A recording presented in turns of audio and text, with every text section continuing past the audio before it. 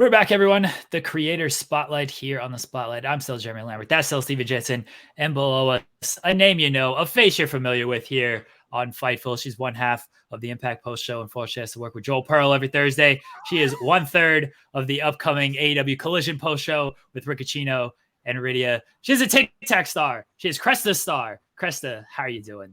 I'm alive, and that's more than I can answer for. How are you guys? How are you, Jeremy? How are you, Steven? Steven, your name always throws me off. It's Steven, not Stefan. No, that happens to so many people. Like Diamond Sheik buried you with Stefan. He did. That happens every now and then. Well, most people just call me Jensen, to be fair. So like it's it just is what it is. But yes, good to see you, Cresta. Of course, I know Cresta through doing the Impact pay-per-view post shows whenever they have been, every one, I guess 4 times a year is when I'm on there talking Impact with Cresta and Joel. So yeah, good to have you back on here for the first time, but good to see you, Cresta. Excited. Happy to be here.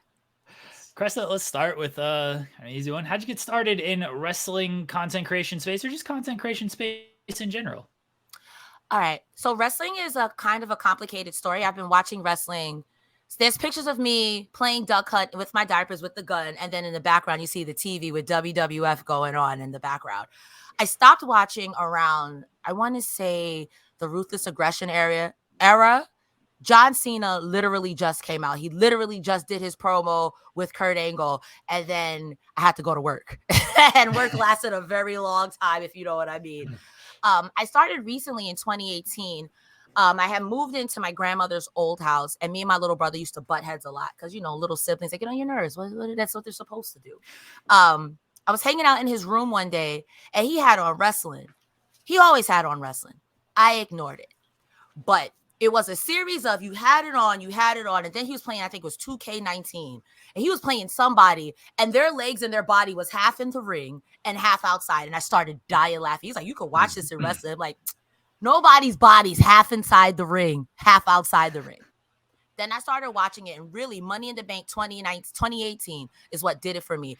I believe that Ronda Rousey was challenging Nia Jax for, not Ronda Rousey. Yeah, it was Nia Jax, Ronda Rousey for the women's title, and Alexa Bliss cashed in. I had never seen a woman like Nia Jax wrestle, ever. The biggest woman I ever seen was Chyna. So to see Nia Jax, I was like, wait a minute, hold on now. They got girls like this, and I was a Ronda Rousey stan when she was in UFC MMA. I always thought it was funny how she left, and WWE was like, she got bored and came here. I'm like, okay, that's how it happened, but okay, let's go with that. I'm here for it. I like Ronda Rousey. So that's what really started. I started getting into all the characters, Baron Corbin on my TV every week, Roman Reigns before he was a heel. Do you remember that? Seeing them every week, and my little brother's like, yo, if you still like wrestling, buddy, have you seen Impact Wrestling? At first, I was like, okay, I'll give it a shot. I think they were doing their Wrestle House or whatever it was. It was too much for me at first. But now that I've been doing it and just uploading the reactions, I've been doing content creation for God knows for like 10 plus years, mainly in the video game space. I just started uploading the videos I would do for video games for wrestling, just recording it. And it took off from there. What really set it off was that people thought that wrestling is real. So you know what? Let's go with it. Let's go. If you think it's real, then I think it's real. And if you think that I think it's real, well, I have a bridge to sell you in Idaho. Come on, let's go. Like that's how it started. That's so funny. So there's people so you got a lot of attention for people thinking that you thought wrestling was real, and then you just like rolled with it. Yeah, like bro. I knew wrestling was fake when I was a kid. When Triple H kidnapped Stephanie McMahon, took her to Vegas, got married, and nothing happened. That's right. Like, ain't no way. But I react, so I guess viscerally, people are like, oh my God, she really thinks this is real. And it's like, come on. I seen Big Boss Man get hung, show up to work next week. I didn't see Paul Bearer get buried, show up to work next week. Come on now. But it's entertainment. Why not lose yourself in it? Quite literally. People have whole arguments over if Thanos really did the snap. And what about Beverly Hills Cop? People will argue about things that aren't real. Let me argue about people that aren't real either. You really think Hulk Hogan's name is Hulk? His name is Terry. Right. That's in court. That they are two different people right there. Yes. Exactly. It's kind of like when he says, I got kids. He's like, how many kids you guys? Like, how many tax write-offs can I get? Oh my gosh. So what started you in like the video game content creation stuff, and like what kind of games or like what type of content within video game content creation? I used to be a huge slutty nerd, like played World of Warcraft. I used to say professionally, but I never was professional. I was just in like a server first guild being really sweaty. But I would just upload League of Legends. I've been playing video games, like I said before, since like Duck Hunt. So it started off with World of Warcraft. We would do raids, and I would stream my raids for people to see. But my PC at the time was dog. When I got a new PC, it mainly switched over to League of Legends, RPGs like Chrono Cross, Chrono Trigger, Legend of Dragoon, Mario RPG, stuff like I didn't get a chance to play when I was a kid. I got two brothers. You think I was using a Nintendo? Wasn't happening. And I don't know. I've just been streaming forever. I remember exactly what started it. Matter of fact, I had a dumb ex-boyfriend was like, oh, "You're a girl. You're on the internet. They'll just throw money on you," and I believed it. The biggest scam. And I'm an attention whore. What can I say? I like to entertain people. That's why I do drag now. So that's actually. That's fascinating because, like, so for people that don't know, she was using a lot of gamer terms there, talking about sitting there playing World of Warcraft, being extra sweaty. Like that means she's grinding the game. She's trying to win too. She's not just playing casually. She's sweating. She's trying to get the dub. That's cool. I didn't know that about you. I didn't know that's what you came from. So do you like? Are you familiar with streamers like Asmongold and those kind of people that are like big World of Warcraft, like Twitch streamers, or like, have you all just kind of done like your own thing in that space? Or I've been streaming so long. I've seen Phantom Lord come and go, Casey Tron come and go. Wreckful. Right, yeah, I've seen Wreckful come and go. Well, Wreckful hasn't come and gone, but you know what I mean? Like, course, yeah. But I've seen so many people, and I've never been a big time streamer. I wish I was, but I've just been playing games. I kind of stay in my own lane. And in New York City, I started doing events. So League of Legends had their worlds in New York a couple of years ago. I want to say 2017, 2018. No, that's a lot, maybe 2016 even.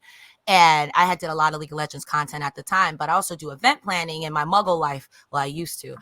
So we had a whole after party here. We got to meet a lot of the pro players, but I'm all about fostering a community. I like to talk. It's my favorite thing in the whole wide world.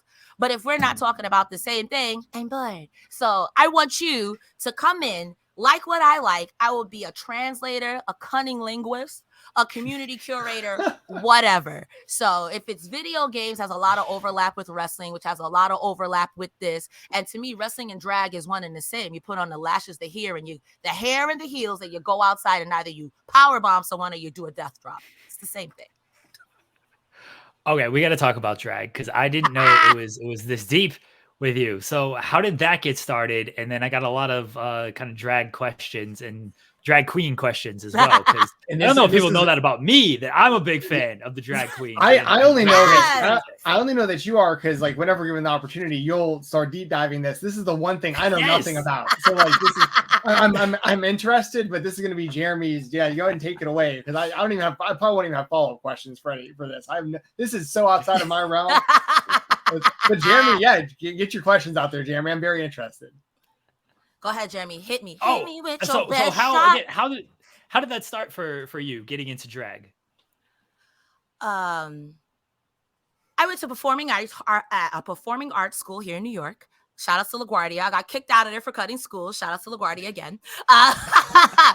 But while I was there, I'm a little ashamed. But let me start the story over again. Let me try this. I grew up very ignorant, unfortunately. And it wasn't until I went to a performing arts school and I had someone who was gay be like, girl, you're doing it wrong. You're saying all the wrong things. Let me open up your eyes. They took me to this gay club called Esquilitas in New York. It doesn't exist anymore. But when I say something changed within me that day, but I only saw that there were men. So I was like, women don't do this. And as I got older, the women that did do it were trans and queer. And I always tell people I'm cis het scum. I'm just an ally. So I never want to take a space from someone who may be queer or gay or whatever, from something that's basically for their community. I ended up working at this place called Dallas BBQs. And there I met my friend Jessie, who you guys might more commonly know as Britta Filter on RuPaul's Drag Race. When they started doing drag, my eye opened up even more and we lost contact. They went to Drag Race.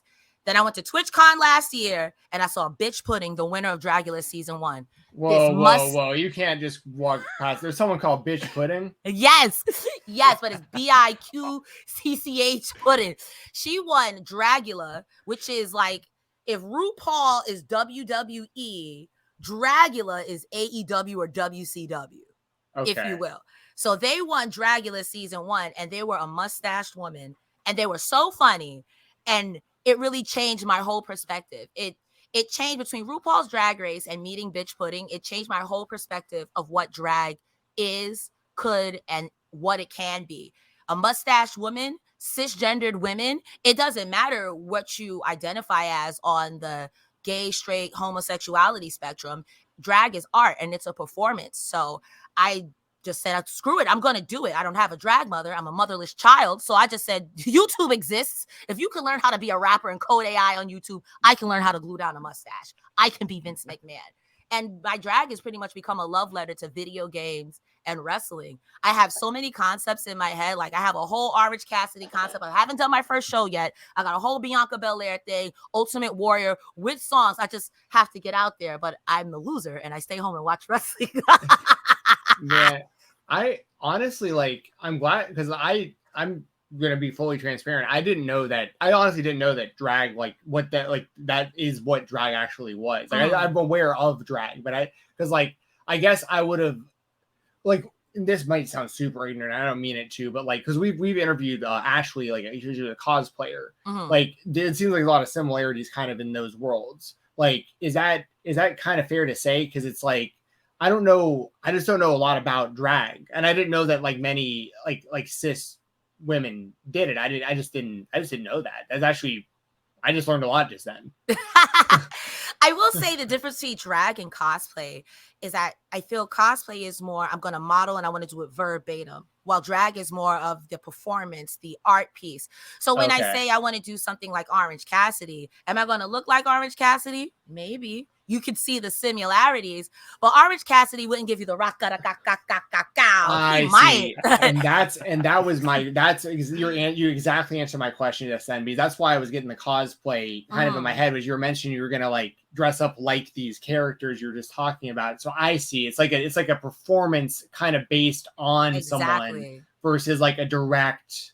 You're out at a Comic-Con type thing, pretending you're Orange Cassidy, looking exactly like Orange Cassidy. It could be a 1-for-1, but to me, when I think of Orange Cassidy cosplay, I think of maybe an ab plate, jean jacket, jeans, sneakers. When I think of drag Orange Cassidy, maybe a chest plate. If you want, you could tape your boobs out, whatever it is, put down the shirt, but I would bedazzle that jacket. My sneakers would be heels and my glasses would be Lady Gaga. So when I go out and I want to perform, it might start off with the lazy but as the song goes on, it's you want to give levels to it, almost like ring psychology. Orange Cassidy does come out there, do your sad kicks, whatever, but as the fight goes on, you got the orange punch. I'm giving you energy. So it's the same thing of telling a story in a ring. You want to tell a story in your performance. And that's mainly done on a stage, live in front of a crowd. So that's the whole is that. But when you say perform as Orange Cassidy, that's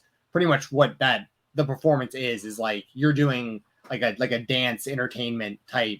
Yeah, like a lip sync or even a spoken word. You could do something like that. So if Orange Cassidy had a promo, the only promo that sticks out in my head is last week or 2 weeks ago, he was backstage with Renee after he wrestled a match. And he said, "Renee, I'm tired." She said, "Me too, bud." Yeah. But you would do something like that, have it mixed into a bunch of other songs, and then you want to entertain the people because drag, you're just giving me money, girl. So how am I going to give you money if I'm doing just...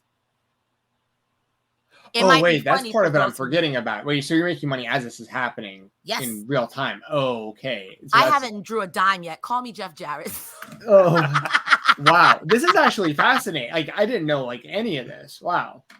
Okay, Jeremy, if you want to get I know you have actual deep dive questions about this. I'm glad you're learning something. Jensen, when I first watched Drag Race, it was the most fascinating thing in the world to me. And yes, the performances are amazing. I've been to a couple of drag shows, some of the big time, some of the smaller ones, and just local stuff. And they are just 100% performers. And Cresta's right in that a lot of crossover between wrestling. You're putting on an outfit, you're transforming into a different person, and you're going out there and you're doing your performance for the people, and you're giving whatever you're serving.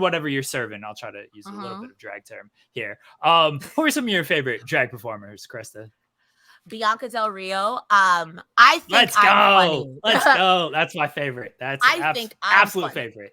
But I don't know if other people think I'm funny. And the kind of comedy that I do is very much shady, Bianca Del Rio. Like, you wore that outside. I mean, I'm brave too, but goddamn, like it's funny to me because to me it's that backhanded funny comedy. That's why, like, when you talk about the overlap of wrestling, when someone calls someone else a carny piece of shit on wrestling, oh, that means you out here working, Don Callis. You working. You are working. And I love it. I love it. Because when you see someone who loves the sport so much that they're really ready and willing to do the best, the worst acting you've ever seen of their life.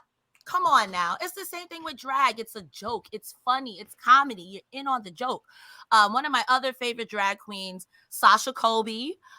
She just won Drag Race season 15, if I'm not mistaken.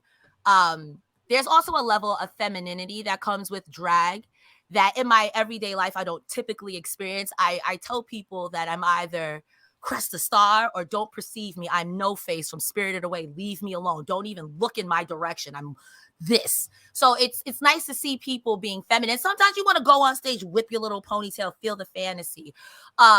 Another drag queen that I really enjoy, of course, Brita Filter. I love her. I know her in real life, so I'll always cap for her. And one that's never been on Drag Race, Miss Sherry Vine. She's old as shit, and I love her to death. There's wrestling drag queens. I have to give a shout out to this podcast that doesn't come on anymore called Nobody's Watching Wrestling, Miss Berica Andrews. She has a beard, and they talked about wrestling from Survivor Series. So I think they stopped around the launch of AEW, which is very sad. So Bob the Drag Queen is a big wrestling fan. 10 out of 10. Love Bob the Drag Queen. Didn't know that. Yes. I listened to an interview with him, and he was talking about wrestling. Big Mick Foley fan. And I was like, I'm just going to write an article on this because it's a great crossover for me. Yes. Yeah. There you go. Bianca Del Rio, my absolute favorite. I saw her live. One of the greatest quotes ever that I still use is when she was on Drag Race and let me ask you a question. What do you do successfully? Just quickly. An all-time dig.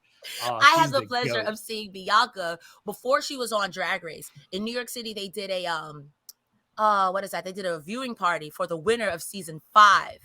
And she was the host. And I was thinking to myself, this bitch is funny. If she went on Drag Race, she would win. And sure as shit, season 6, she got on and she won. New York City has a good track record. Sure. Listen, I would do it one year. Maybe when I don't know. I got bad knees. Sherry Vine, I think she opened for Bianca, and she sang How I Blew Ya to the tune of Hallelujah. Just an amazing performance. Everybody just Google or YouTube Sherry Vine, How I Blew Ya. But it's every time I hear Sherry Hallelujah now, I hear that song. I hear How I Blew Ya. And it's a problem around Christmas time when they play that song a lot. Just make up words. That's what I do with the Cody Rhodes song. Just make up words. Yeah. Hey, for what it's worth, so I looked up bitch pudding on Google, and looks like a pro wrestler. Yeah.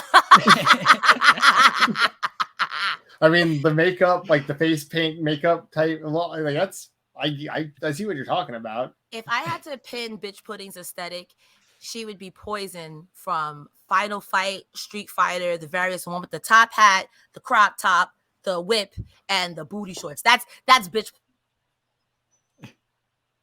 Oh, the mic went out. Oh no.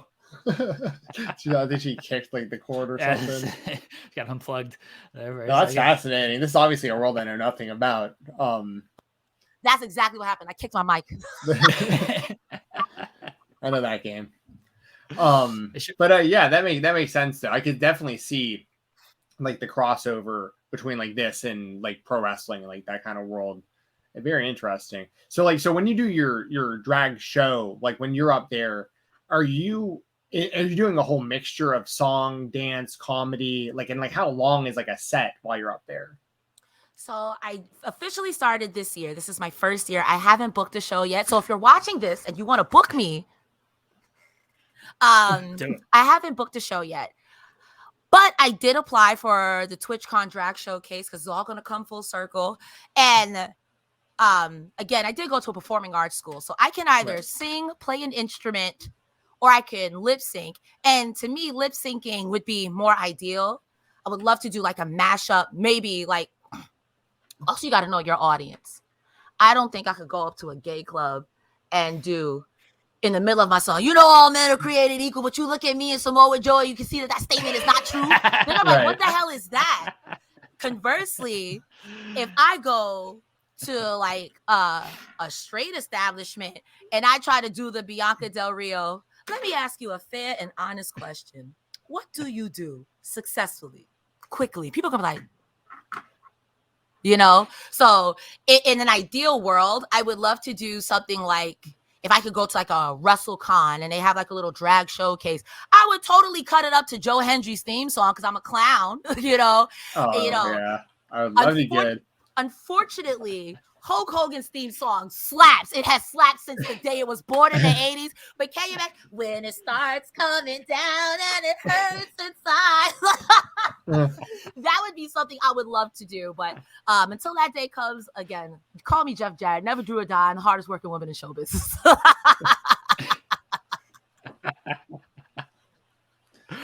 What you mentioned Joe Hendry. I think everybody who watches the Impact post show knows your love for Joe Hendry. So what is it about Joe Hendry that just has you so attracted to this man?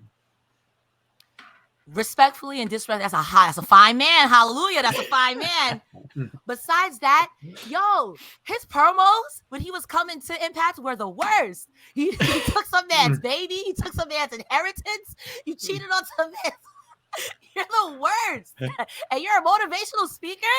You're quite literally the worst. But I'm here for it. I love a heel. I love heels in wrestling. You get to do any and almost everything you want. It's kind of like my obsession for Zelina Vega. When she told Kayla Braxton, I may be shorter than you, but you're still beneath me. That's a great line. I love a good heel. So to me, Joe Hendry is funny. Now, finding out the history of Joe Hendry made me love him more. He was on Impact before. And apparently he was trying to get a contract. He would screw everybody out of everything to get one. And then he left. When the world needed him most, he left. So I'm a fan. I'm a fan. Plus, remixing your songs to make fun of people. I literally built my TikTok empire on adrenaline in my hole. So I can appreciate I literally can appreciate you were indie famous, now you're really rich, but to me you will always be Edge's bitch. How rude. You're gonna disrespect me in song. How rude. That's incredible. I Joe mean, Hendry's a genius. I mean, Jensen, how do you feel about adrenaline in my hole? I mean, I'm wearing, rock and cody right now. I'm using that today. Like, I mean, that's going to be a regular term in my household. Adrenaline in my hole. I stole that from Candy Lee. She's an independent wrestler. She's put on Twitter adrenaline in my hole because I think this happened when Cody was wrestling and Nia Jackson just ripped her hole on TV. So she was yelling out my hole. So one day on my TikTok, I just recorded like adrenaline in my hole, about to get beat up in Espanol. That's good. Literally, all you see on my TikTok is just that song, and it went from like 20,000 followers to 80,000. So Joe Hendry, you on to something? I see you, Pippin. Wow, that's so funny. Who else are some of the? I know I get a good idea for it. Like whenever we talk for the post shows, but like who are some other people that you regularly watch in Impact? Like when you're reviewing the shows that you consider yourself a big fan of at this point. Mean Gia Miller, because she is so funny on commentary because she's legitimately like it's that drag queen backhanded where she's like, well, I don't know what he's doing, and it's the Southern accent that just sends me. Gia Miller is funny. Thanks to Joel Pearl, I am now a firm believer of Johnny Swinger and Zicky Dice. Oh yeah, of course. Because it's one of those things where it's like, even if you're not a heel and you're someone like Johnny Swinger, you've lost so much. I want to see you win, God damn it. I want to see you win. Mike Speedball Bailey. Yeah. When I say the wrestling that this man does, holy hell. Like, not a heel, not a face, just straight wrestling. And I feel like he's one of those wrestlers that can do technical really good, high flying really good. He's a hard hitter. He's just amazing. Josh Alexander doesn't get enough fucking flowers for him holding the Impact banner. He is such a good wrestler. I remember him way back in the day when he was with the North, and I thought him and Ethan Page were great. So to see him, like, unfortunately relinquishing the title the way that he did, I hope he has a speedy recovery, but like, put some respect on his name. Joe Pearl told me that Steve Macklin told him that he's like, well, Cresta called me generic. And I'm like, it's not that you're generic. It's not it. Listen, Stone Cold was generic. Y'all had black trunks, back boots. I could do like this. And guess who you are? That's nothing wrong with that. I will say Macklin is phenomenal. You know, I forget that he was in Forgotten Sons, and God damn it, that's amazing. I think Steve Macklin needs more respect on his name too. Just the Impact roster in general. I've loved Rosemary from the first time I found out women were doing hardcore matches. You know what I mean? And I tell people that a lot of your favorites in every promotion come from Impact. A lot of your favorite moments come from Impact. The Samoa Joe Scott Steiner promo, classic. Hulk Hogan, we coming for. No, that was WCW. That was WCW. That was WCW. We did get Hulk Hogan getting a guitar smash over his head by Jeff Jarrett, and then them never paying that off though. That was Impact. There was also Bully Ray with aces and eights turning on Jeff Hardy, thinking that Jeff Hardy had a friend. You know what I mean? Like, there are so many great moments in Impact that people don't give it a chance for. Now, I wasn't watching from the TNA transitioning into Impact Dixie Carter mess, because that's what I understand. A lot of people are like, you know what? You can spit in my face so many times before. I'm like, I didn't sign up for this bukkake. I've had it. So I get it. But I will say Impact is a different product now. I implore people to watch it. Khan, who used to be in the Ascension, who I used to shit on for free, is now at least doing better. I at least get to see this man wrestle. If you've never seen the Ascension in NXT, you're not going to know anything about Khan. You're going to think he was a jobber if you remember them. Now in the design, even though they're not really doing a lot, you get to see this man showcased. Same thing with Trinity. I've only ever known Trinity Naomi in WWE. Impact is a different beast. And in my opinion, Impact Wrestling has the best women's division out there, period. Everybody has good athletes, great athletes, amazing athletes, but Impact Knockouts division is the best representation of women wrestling on TV, bar none. I mean, I'm sorry. Other places have great moments, but the division as a whole is better from mid-card, lower card to the main event scene. Yeah, I've actually said that a lot myself. The way the caveat for me with that, to be fair, is that I think, this is just me personally, I think that if you're looking at it like brand by brand, like if you're looking at like Raw, SmackDown, Impact, AEW, like if you look at it like that, I think that Impact definitely, like bar none, hands down, has the best collection of women. But like WWE as like an overall system, if you put all those women together, that's more of an argument for me. Would be like, if you put like Charlotte and Becky and Bayley and Sasha, and Sasha's not there anymore, but all these people together on one brand. But I'm agreeing with your point though. Is like Impact Wrestling's Knockouts division. If you're talking about watching one singular show of wrestling, I think that they have the best women that you can find collectively in the world. So I will say the caveat to the WWE thing is only when it all works together, because I would be a liar if I said Becky Lynch being the man that every woman in that part, even Nia Jax who broke old girl's nose, everyone, they played their part. But when it doesn't work, you got Charlotte Flair throwing a belt at Becky's feet. When it doesn't work, it's awful. Same thing with AEW. I love AEW. Seeing how far Britt Baker, Jade Cargill, just to name two women, how far they've come and how they're like dominating the main event scene. That's great. But where's Serena Deeb? What is Hikaru Shida doing half the time?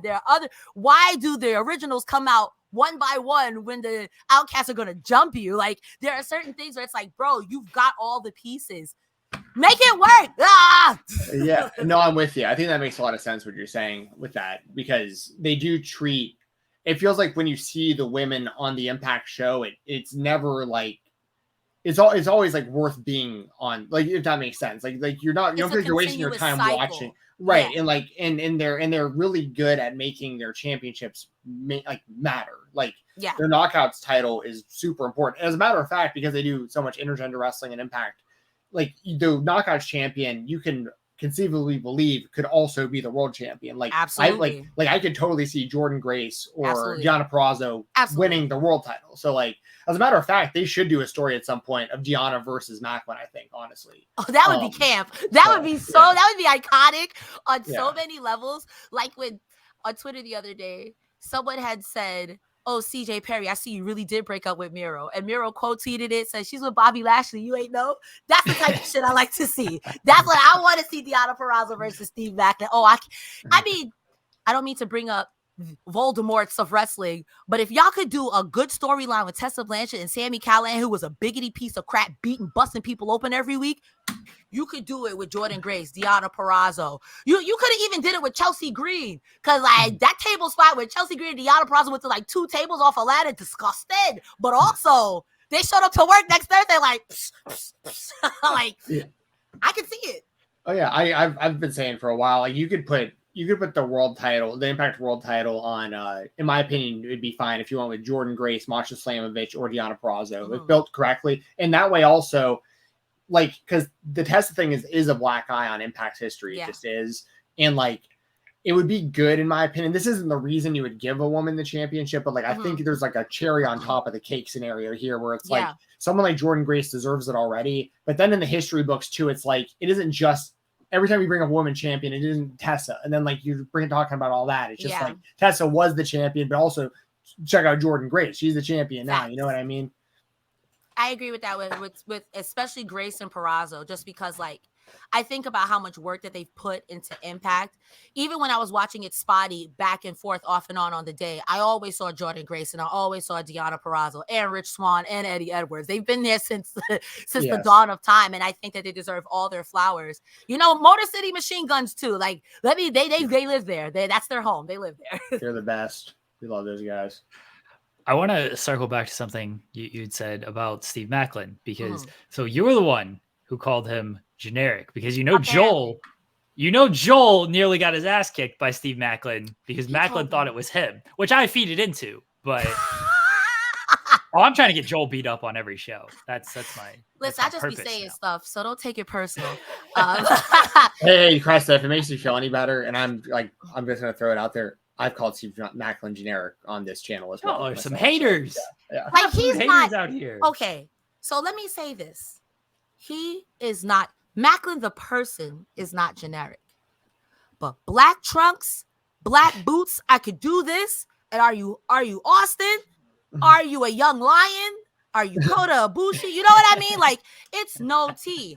It forces people, however, to focus on your personality. Because there's tons of Lucy LaDuca got called generic a RuPaul's Drag Race because of the blonde hair and the very cutesy wootsy. But she's now a cultural phenomenon with Let Loose. So Macklin, I remember Macklin's promos. I remember Macklin's wrestling matches. I remember what Macklin does in the ring. If you ask me to describe Macklin's gear, I'm going to be like, come on, Austin Theory looked generic too. I mean, it's not me. It's not me. I didn't do this. I didn't do this, man. I didn't do shit. I didn't do this. No, I agree. No, I agree with you. I'll back you up on that, because like because on one side, like you said, like it does make you focus on like the in-ring, because you're just watching him wrestling, and he has banger matches. Like nobody's like disputing that. He's killed it since he arrived at Impact. Agreed. But it's one, and I do like the actual gimmick when they do start like deep diving his career, like the military and stuff like that, and then you start kind of realizing it's like, oh yeah, he's got the really clean look. He looks like a guy who'd be like military. Like I get that, but I think you'd agree with me. What he looks like as just aesthetically on the screen, in the ring as a wrestler, it looks like you have turned the video game on for the first time. It's time to create a wrestler, and you just skip the whole process. You just start with the create a wrestler and just get into the ring. It's not your fault. You're an amazing wrestler. But a lot of people, even John Cena had this problem when he first came out. Austin Theory has this problem now. Johnny Gargano, to an extent, has this problem. That's why he wears the colorful trunks. Like, it's nothing wrong with looking like a creator. There's nothing wrong with that. And I can see it in my DMs now. Cresta Starr, whatever. Like, I get it. But, like, I could point out Macho Man Randy Savage from a silhouette. Yeah. I could point out maybe Hulk Hogan, Superstar Billy Graham, I could pull out Ric Flair from a lineup, and it's not your fault, I blame society, and if you want to wrestle me, that's fine. I understand, Steve Macklin. If we got heat, that's okay. We could wrestle. How much are you paying? And trust me, I'm gonna put you over the moment you grab me. I don't care. Yeah. I don't care. Yes. Oh yeah. We'll make it clear right now. Like Steve Macklin, like we're saying, fantastic worker. Fantastic. I'm happy he's the right guy to be the Impact World Champion. With Josh Alexander going down, like all the respect in the world to Steve Macklin. But it's a consistent conversation. It really is. It's like the one thing it seems like he's missing is just something about the look. That's like the one thing that just feels like just a one little tweak that would make put him over the top for a lot of people. I'm not saying to go and be Danhausen or to go and be oh my God, what is his name with the beautiful hair and the robes from Avalon, Peter Avalon? No, from New Japan. Beautiful hair and the robes. It's not Okada. Is it Okada? Not the man with the beautiful blonde hair and the cheekbones. Not him. The other guy with the beautiful Tanahashi. Oh yeah, Tanahashi. I was gonna say Suji's just got this new robe, but I'm not saying do that, but I'm like, I'm not trying to S on your D because I think. Oh no, let me say shit on your dick because S on your D can mean another. I ain't trying to get beat up, respectfully. I think he's an amazing wrestler. Again, I love the fact that the only person you kind of really lost to was Time Jacket. What's his name? Oh my God. Kushida? Yes. The only person you tapped to was Kushida. And even then, that was like, you ain't messed up my arm for you're not doing that. I respect it. Listen, again, if you want to beat me up, that's fine. I'm a worker. I'm working from the time I wake up, baby. So poke at me. For the record, I want none of the smoke. Steve Macklin, none at all. So congratulations, champ. We're just gonna form a line here at Fightful with people. Steve Macklin's about to beat up on the who works here. We have a write-in question from a Joel P. It says, "Will you play wrestling games on your Twitch/TikTok?" No. I don't. So I don't like sports and wrestling games because I get very frustrated very easy, and I like to watch wrestling. It's just not my zhuzh to play. I'd rather play like a Street Fighter. If wrestling games played like Street Fighter or a Tekken, I'd be down for it. But they don't. I want to create a character, and that's it. It's not my zhuzh. I enjoy the hell out of it. It's just not my zhuzh. Sorry. It sounds like you love fighting games. Have you ever played Power Stone on the Dreamcast? Many, many moons ago when I was a wee young lass. Okay. Yes. Yeah. The reason I ask is because Power Stone and Power Stone 2 are my favorite fighting games of all time. Like I still have a working Dreamcast and I still play through that. Like occasionally I go on there and just mentioning those games, like that's where my head goes to, is like those Capcom like fighting games or Street Fighter, of course, that kind of stuff. And I'm more of an RPG fantasy person type of anyway, and I love puzzle games. So if Karrion Kross starred in God of War, maybe. Right, I got you. Man, you know what? And there was a game you mentioned earlier. One of my biggest regrets, and I could always go back and do this now as an adult, which I probably will at some point. But one of my biggest regrets was when, I'll never forget this. I just have such a vivid memory of this time period of my life. I remember getting Super Mario RPG or renting it for the Super Nintendo. But while I had it rented, it was like around the holidays, and I wound up getting a Nintendo 64 for Christmas. And I just like shunned my Super Nintendo because now I had Mario 64 and it was like, whoa, 3D, like this is where it's at now. And I never went back to play Super Mario RPG, but I've heard by all accounts it was like one of the best RPGs ever. Justice for Gino. He needs to be in Super Smash Brothers or something. It was produced by Square Enix, so it was different to any other Mario game you've ever played. And Mario 64 doesn't do it justice because it's literally like if you've played Final Fantasy 5, 4, or 6, it plays almost like that. You run up, you've got your moves, whatever it is. I played it later on in life too. It's funny that you would say that because something similar happened to me. I had just got a Wii. I got Twilight Princess. And then 2 weeks later, I got World of Warcraft, and I never beat that game. I never beat that game. I never beat Twilight Princess because World of Warcraft was like, I could be a wizard. Oh, man. Are you currently part of like Oh, sorry. Like this is. Are you currently like still part of like a Warcraft like guild and everything? Is that you do raids and all that, or? It has been a very long time. I will say, from doing World of Warcraft raiding, like I was in a server first guild. We did no lights in the darkness. That took a lot of practice. We were server first. It was Brutalis, which is also another boss, but it was very rough. It was very rough. And the amount of effort that it requires to do, I wouldn't be able to watch wrestling. I enjoy having a life. I like to go out and have a drink every now and then. I can't do that. Yeah, I can't play World of Warcraft the way I was playing it before, They take it seriously. Like you gotta like be like, it's like practice. Like you gotta meet up and do these raids and train and level up and all this stuff with your guild. And if you don't, they'll boot you and all. I didn't have to deal with all that because I played StarCraft, so it was just like me and a few of my buddies would just always. Who'd you play in StarCraft? Because I play StarCraft too. Ooh, like what race did I play as? Proton. Hey, Protoss Master. Protoss. That's what Sorry, I'm talking about. Yes, Protoss. Yes.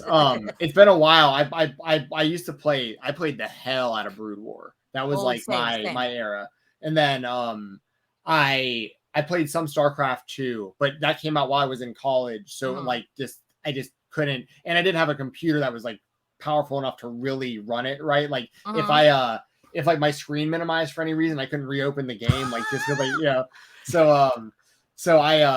but my buddies still to this day play here in Atlanta, and every now and then they're like, dude, you gotta log in and play again. But I feel like I'm so far behind not playing for the last 10 plus years that I would just go on there and get destroyed so quickly that's not even gonna be worth playing, But no, yeah, I love StarCraft. That was a really, and that was a game that like made me feel smart. When I would beat people at that, I'd be like, it was my mind that beat someone. You know what I mean? Like, yeah.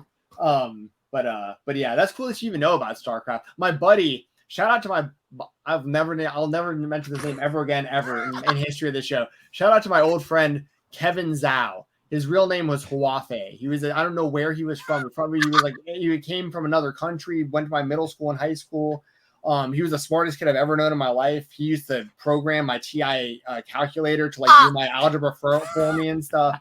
This kid was awesome. And he was our hookup for stream keys. So like because we were too poor to buy any of these games, allegedly back in the day, he would send us stream keys so we could play like StarCraft and Counter-Strike and like all this stuff, without buying the game allegedly. So shout out to Kevin Zhao here on the show. Hopefully he doesn't get arrested for that after I just brought that up. Girl. Blizzard. Narkin years later here. Yeah, no, knowing Blizzard, like you said, Cresta, knowing Blizzard, they might come after me. So this is all alleged, not real. For money. They ain't hurting. Blizzard ain't hurting for money. Blizzard. I used to love Blizzard, but now I will poop on them all. I love you, Blizzard, but you ain't hurting for money. You ain't hurting for money. Stop it. Cresta, you're doing the Collision post show starting June 17th. What do you expect from this show that doesn't have a venue for the opening episode here? But what are you expecting when it comes to Collision first show, and then kind of maybe longer term plans? And it seems like it hinges around one man. I'm expecting that when the show starts, we're gonna hear look in my eyes. Yo, okay, I get it. We all work with people that we're not gonna like. I completely understand. Sometimes you may even want to punch your coworker. But there's a lot of money on this table. And you're doing the best you can with what you got, Mr. Khan. So I respect it. However, I don't see this brand. I see this brand split going the same way WWE goes. We're going to have it like this for 2 to 3 business weeks. And then someone, either a higher up or the fans, are going to be like, well, I want to see Jade on this show. Or I want to see FTR on this show. Or I want to see the Bucks on this show. And what you going to do? Rule. Yeah. Wild card, pre-seasonal, invitational to the third power of 10. You know what I mean? Like, so I want it to be good because I do enjoy AEW. I like the product. And I say this as a joke. Let me preface and say I say this as a joke. But maybe Vince was on to something making y'all fight backstage because y'all don't know how to act. You want to argue and make a whole new show? That's a joke. That is a joke. That is a joke. Don't fight your coworkers. You'll get arrested. That's a joke. But at the same time, it's like, bro, if everyone's making $1 million and y'all got expensive contracts, there's no law that says I have to talk to you, bro. All I got to do is not kill you in the ring. As soon as this match is over, don't talk to me. I'll spit on your grave. Come. Bro, like I personally don't understand it. I have definitely worked with people who are like, yo, if you were on fire, I'd be like, ooh, or I might be like, oh, let me get my hands warm. But at the same time, I'm not gonna let you fuck up my bag. Are you kidding me? Are you kidding me? So I'm expecting good yucks. The brand split's gonna last maybe 2 to 3 weeks. And I want more Danhausen. That's what I expect. Put a title on Danhausen. My official prediction, by the way, I think we talked about it on the Spotlight. I talked about it on True Heel Heat earlier today with SP3 and those guys. If I had to make a prediction, I would guess that Tony Khan is going to fold, and we're going to get Collision in Chicago. CM Punk will be there, and so Ace Steel. Is my honest thought. I think Tony will cave. I feel like because even if you let CM Punk go, you are literally throwing money away, and I cannot imagine what that buyout clause is. And this is just speculation nation. You know what I mean? I don't know anything. So if you guys like Cresta said, Cresta ain't say shit. I don't know nothing. I'm making this up. So it's like, it's one of those things where it's like, it makes sense to keep him. Like, I didn't see CM Punk wrestle in his first WWE run when everyone was like chanting for his name, bro. When I started watching wrestling, people were chanting for his name until he showed up in AEW, and he didn't show up right away. People were chanting this man's name. And even now, to a lesser extent, people still want to know what's going on with CM Punk. You would be a fool. You would be a fool. And I get we're not all going to get along with people, but you would be a fool to throw that kind of money away. And not for nothing, I'm not trying to say to diminish anything. It's not like he did something really out of pocket where you need to be fired. He said some out of pocket shit on stage. Y'all got into a fist fight. I grew up in the hood. Niggas fight. Oh, I'm sorry. You say whatever you want. I think. I don't know. We might have new rules here that I haven't been officially told yet. So. You can bleep it if you want. Like, people fight. People fight. Sometimes you got to get it out your system. I'm not condoning it, but sometimes people fight. But I bet you punch someone in the face after they've been messing with you, they're not going to do it no more. I'm not condoning it. But, like, you going to let somebody mess up your bag, and where you going to go? WWE? Because you know Punk ain't going to go to the Fed. Punk going to go to Impact. He'll go to New Japan. And I'm not saying that he couldn't, but he could. But, like, you going to throw that money away? Be for real. Yeah. Like, y'all could be mad. Y'all have to shoot the fair one outside, but be for real. That's like letting the Bucks walk away or letting Omega walk away. Be for real. Be astronomically for real right now. Yeah. I think there's a balance of it without getting too into it, because we talk about it a lot on our show, but like it all comes down at this point to like the negotiations and the leverage and stuff of like CM Punk, I feel like, needs to stop asking, like, if like Ace Steel is the breaking point, like, sorry, Ace can't be there, but you can, like, let's figure this out. Like, everything else seems to be figured out. But it's one of those things where, like, ultimately it would make for incredible television for him to be back. I'm not ignorant or stupid to, but like at the same time, I also think at a certain point, it just starts hurting the company to like keep bending over backwards for this guy. So it's a weird precedent to like, but CM Punk's also an anomaly. He's the only CM Punk that they have. But I also think if you're going to make these kind of demands and be in this kind of position, like the only kind of person, like if this was the WWE, for example, you better be Roman Reigns if you're making these if you're going to be Brock like Lesnar. You know what I mean? Yeah, right. Like exactly. Like that's like, you got to be Hogan in the 90s. You got to be Austin in 98. Like that's like The Rock in 98. Right. And I just don't see Punk as like that level anymore. Like I think he's so super popular and they can make a lot of money, but yeah, it just is what it is. But but like I said, I think by the time Collision rolls around, I think we are going to have CM Punk back as a part of the show. And hopefully if he comes back, it will be great TV. We'll just hope there's not repeated patterns and this keeps happening. I mean, if it happens again, then I think that Tony Khan, you have to be like, listen, I don't care how much money you draw. You're not going to keep doing this to my locker room, because I feel like we always have to loop back to Hogan. That's a prime example. Hogan, you drew, but at what cost? How many people were upset, never got a real push or anything like that for you and your friends? And I'm not saying CM Punk is like that at all. I personally enjoy CM Punk, and the limited knowledge, because I'm not someone who's going to like really, really read the dirt sheets, because I don't want to know that much. I'm here to be sports entertained. I'm the same way. Sure. But from what I understand, it sounds like CM Punk was talking crap about you guys in the most media scrum. You came to see him and y'all got into a fist fight. Great. Again, you're not supposed to be fighting on company grounds, but I don't know the whole situation. And I'm adult enough to say that I don't know the whole situation. But from the outside looking in, if y'all got to go out back and shoot fight for 30 minutes till it's out your system, get it together, because you both signed contracts. If you don't like each other, you don't like each other. What's the problem? Again, that's me not knowing the whole situation, and that's okay. That's okay to not know the whole situation. But it's also like, just be sports entertained. I don't know. I hope it works out for the best, you know. But again, on the outside looking in, it sounds like y'all just got into a fight, and it was like, well, I'm not saying sorry. I don't know the whole situation. You know? So go outside and back and fight. I don't know. That's my answer to everything. Go outside and fight. I don't know. Cresta, last one before we get out of here. Coolest thing in your room? Ask everybody. I'm kidding. It was tough because I know you got a lot of stuff in there. Well, this is a green screen, love. This is a lie. Oh, that is a green screen? That's you a good tell looking that green screen. Yeah. Huh?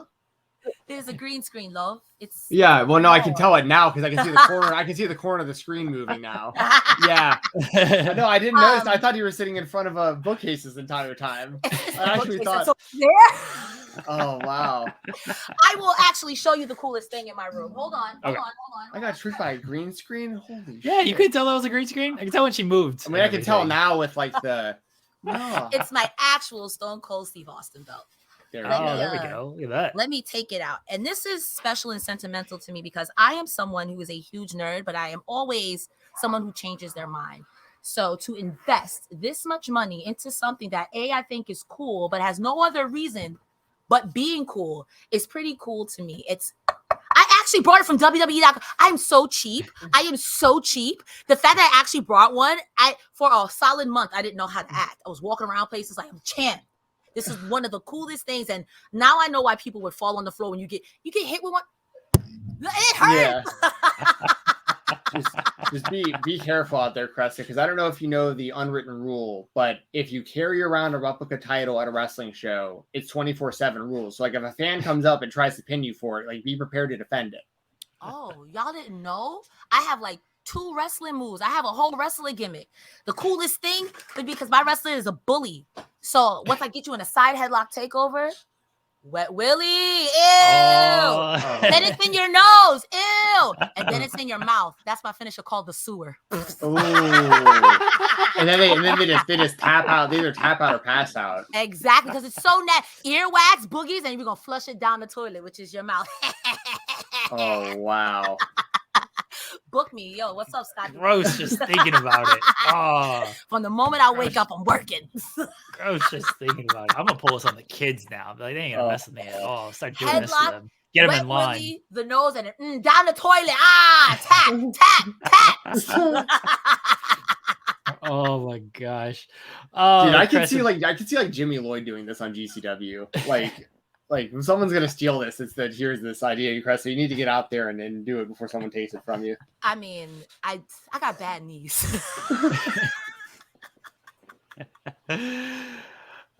Cresta, thank you for joining us today. Let everybody know where they can find you at. Ladies and gentlemen, it has been a pleasure. Jeremy, Steven, thank you so much for having me.